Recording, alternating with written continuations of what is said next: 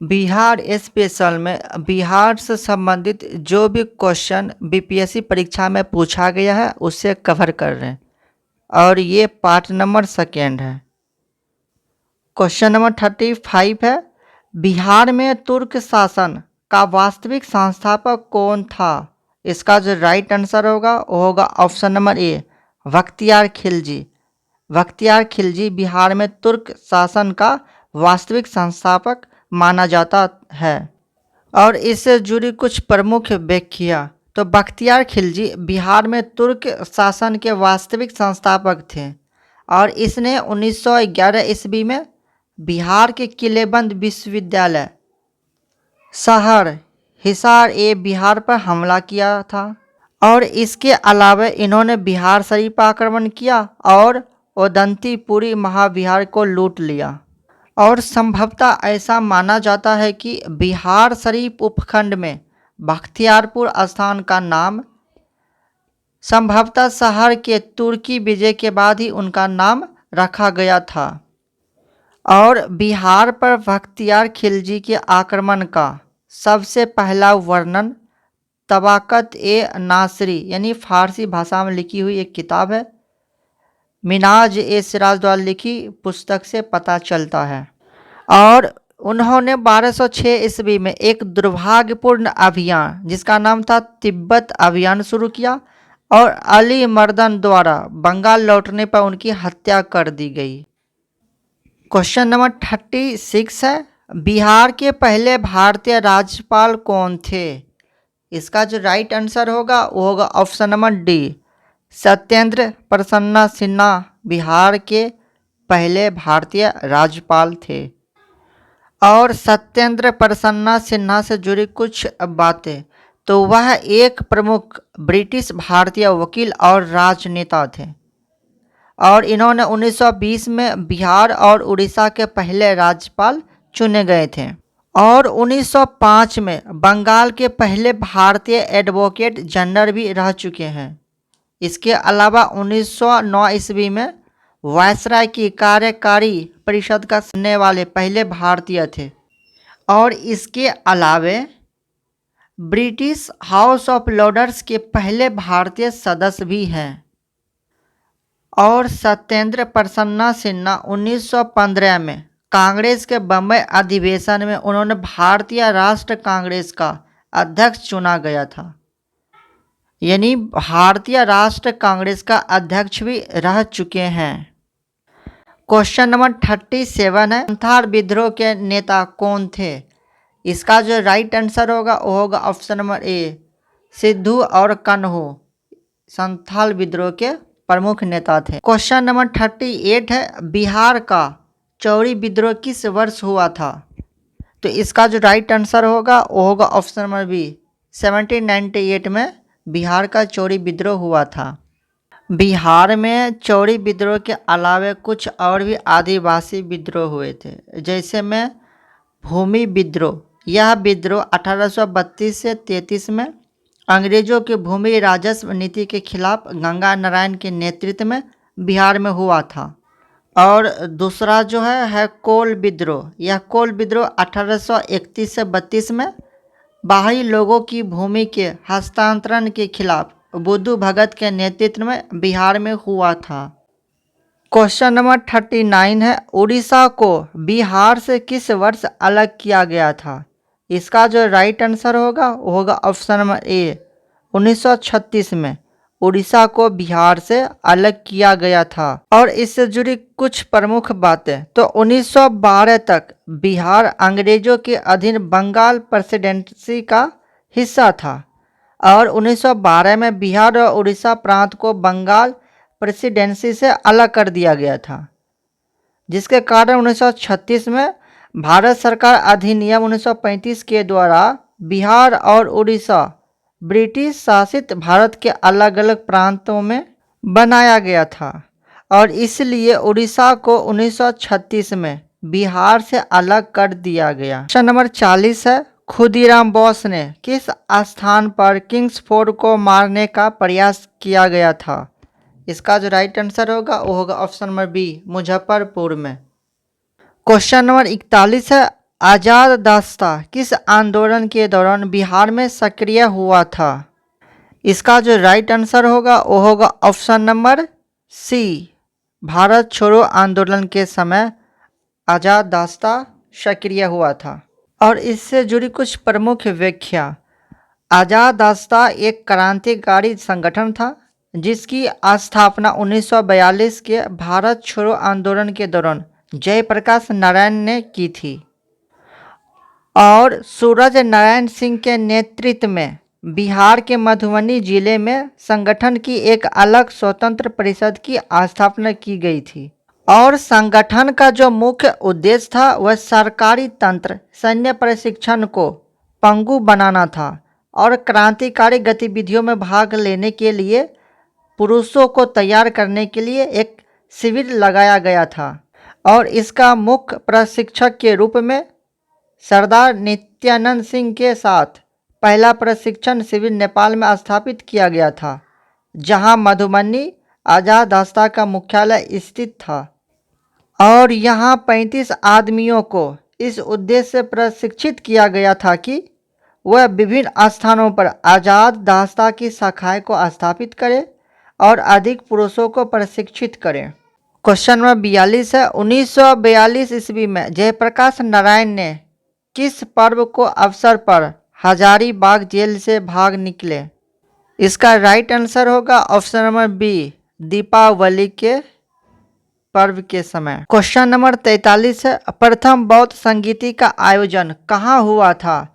तो प्रथम बौद्ध संगीति का आयोजन ऑप्शन नंबर ए होगा, राजगीर में हुआ था। और इस तरह से समय समय पर कई बौद्ध संगीति की आयोजन की गई थे, जिसमें से प्रथम बौद्ध संगीति की जो आयोजन हुआ था वो हुआ था वर्ष 483 ईसा पूर्व में, और जहाँ पर हुआ था वह था राजगीर में हुआ था। और प्रथम बौद्ध संगीति का जो संरक्षक मिला था वो हर्यक वंश के अजातशत्रु के द्वारा मिला था। और प्रथम बौद्ध संगीति में आनंद के द्वारा सूत पिटक का संकल्पना दी गई थी और उपाली के द्वारा विनय पिटक की संकल्पना इसी बौद्ध संगीति में दी गई थी। दूसरा बौद्ध संगीति जो हुआ था वो वर्ष 383 ईसा पूर्व में हुआ था और वैशाली नामक स्थान पर की गई थी।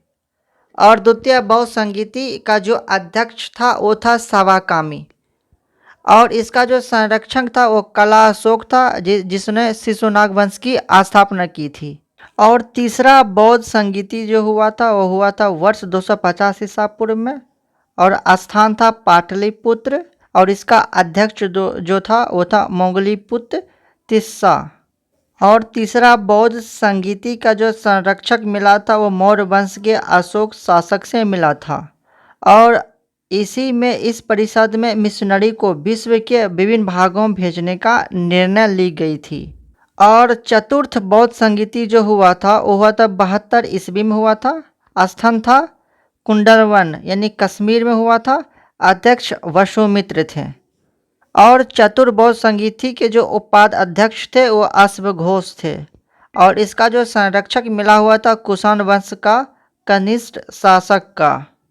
और चतुर्थ बौद्ध संगीति में ही बौद्ध धर्म हीनयान और महायान नामक 2 संप्रदायों में विभाजित हो गया था।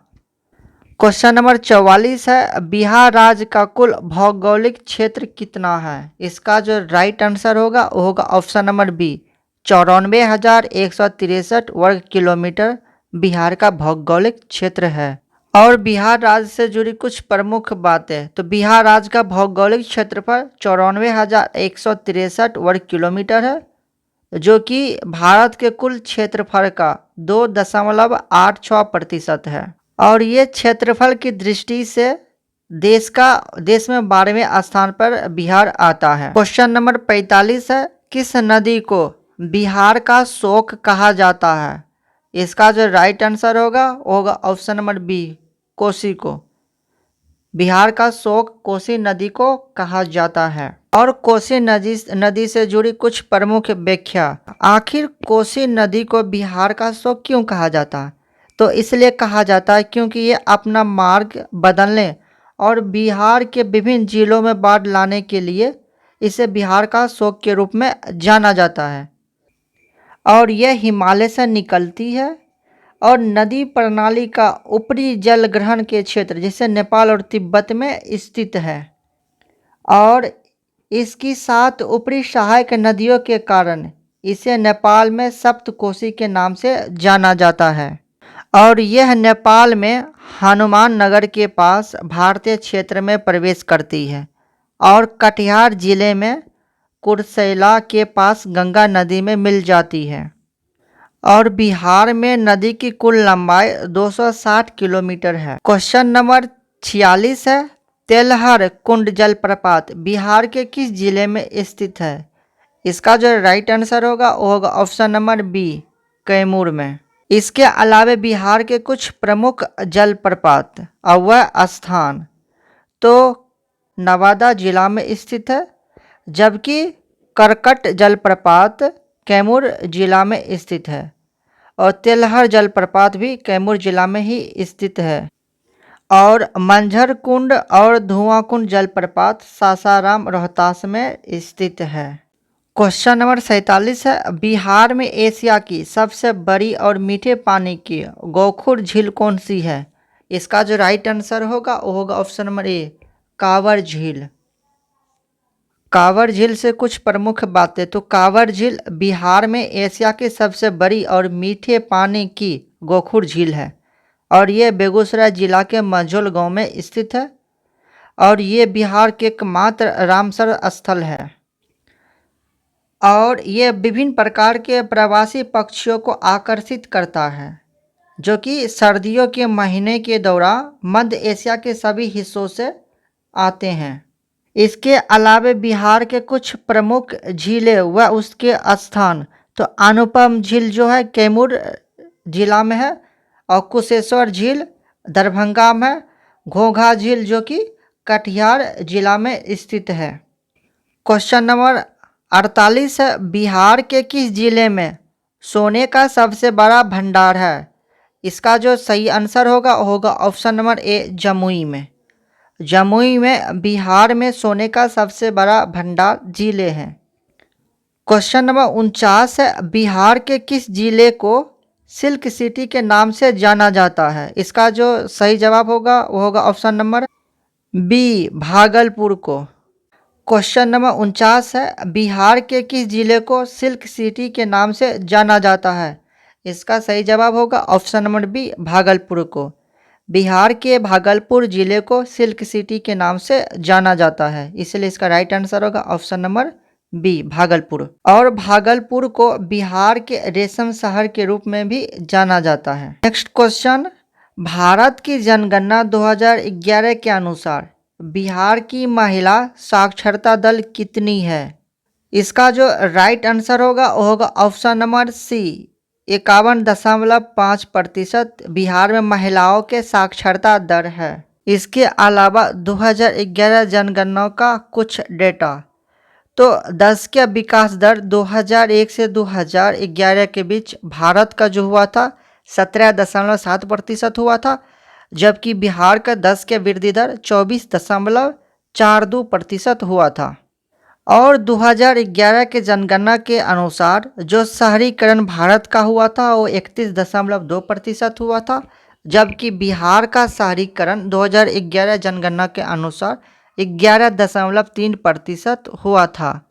और 2011 जनगणना के अनुसार जनसंख्या घनत्व भारत का 382 है, जबकि बिहार का 1106 है जनसंख्या घनत्व।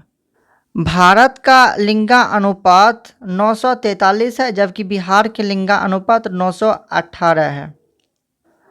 और ऑल ओवर देखा जाए तो भारत का साक्षरता दर 74.4%, जबकि बिहार का साक्षरता दर 2011 के जनगणना के अनुसार 61.8% है। और 2011 जनगणना के अनुसार भारत में पुरुष साक्षरता दर 82.14% है, जबकि 2011 जनगणना के अनुसार ही बिहार का साक्षरता दर पुरुष का साक्षरता दर 71.2% है, यानी बिहार का पुरुष साक्षरता दर 71.2% है, जबकि महिला साक्षरता दर भारत का 65.46% है, जबकि बिहार का महिला साक्षरता दर 51.5% है। क्वेश्चन नंबर 51 है, बिहार के किस जिले में माता सीता की दुनिया की सबसे ऊंची मतलब 251 मीटर प्रतिमा का निर्माण किया जाएगा? इसका जो राइट आंसर होगा वो होगा ऑप्शन नंबर ए, सीतामढ़ी। और इससे जुड़ी कुछ प्रमुख व्याख्या, तो बिहार के सीतामढ़ी जिले में दुनिया की सबसे ऊंची 251 मीटर की माता सीता की प्रतिमा का निर्माण किया जाएगा और इसे सीतामढ़ी जिले के डुमरा प्रखंड के राघोपुर बखरी गांव में स्थापित किया जाएगा।